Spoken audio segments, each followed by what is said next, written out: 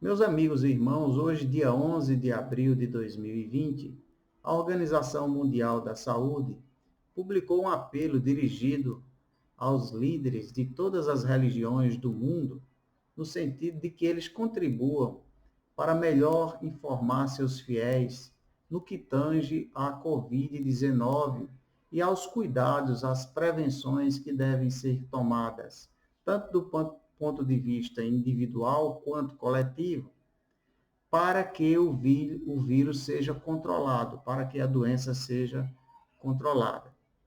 A OMS tem consciência do desafio de informar bem as populações em tempos de redes sociais. Se nós estamos vivendo uma pandemia concreta, real, que ameaça a saúde de bilhões de pessoas no mundo, nós já vivíamos, desde algum tempo, um outro tipo de pandemia, que é a pandemia da mentira, da distorção da realidade, não é? As redes sociais têm sido um ambiente privilegiado para isso, para as pessoas motivadas por diversos fatores, lá divulgarem todo tipo de inverdades ou de meia-verdades e de distorções da realidade. Há pessoas que vivem realmente num mundo paralelo por causa disso. E por causa disso, até eleições mundo afora têm sido decididas lá no espaço das redes sociais. Então, a OMS, sabendo disso, tenta mobilizar os líderes religiosos para que eles deem a sua contribuição, as religiões, para que elas deem a sua contribuição. A imagem mais emblemática e mais exemplar que pode ser tirada do ponto de vista positivo nesse sentido é a imagem do Papa Francisco, fazendo as suas orações, as suas liturgias solitariamente lá no Vaticano, a compreender exatamente as repercussões do seu gesto e as consequências que as suas atitudes podem ter.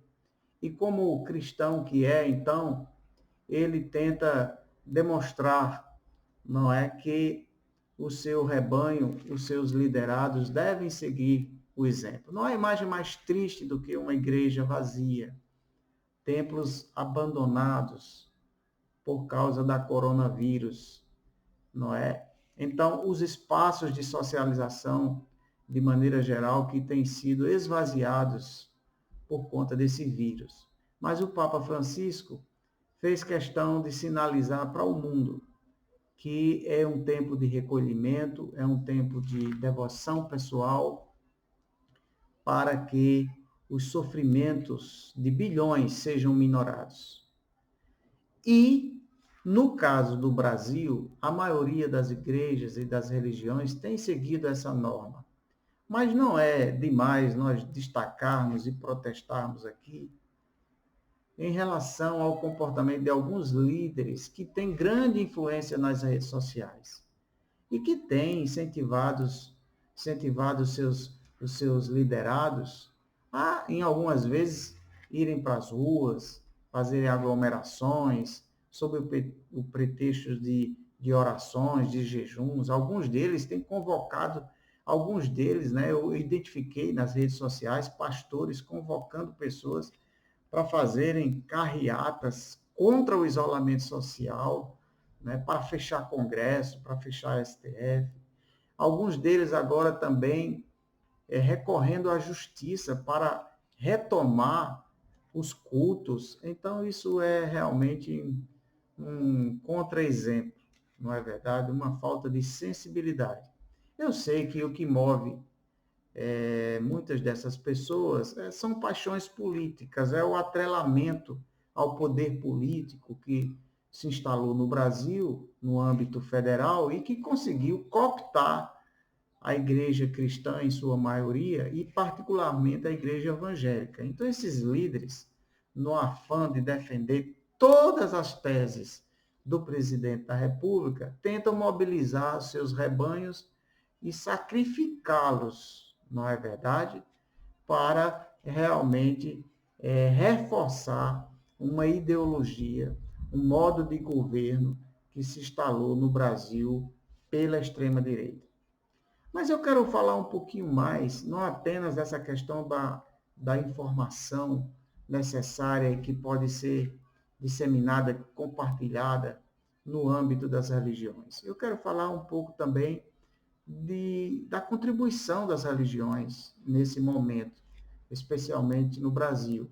Nós temos um contexto em que 40 milhões de pessoas vivem do trabalho informal, elas não têm renda fixa, vivem precariamente.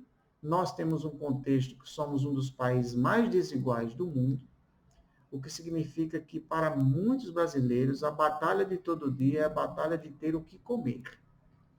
E a minha pergunta é, eu sei que alguns esforços têm sido feitos de maneira localizada, mas o que tem sido feito pelas grandes igrejas evangélicas do Brasil?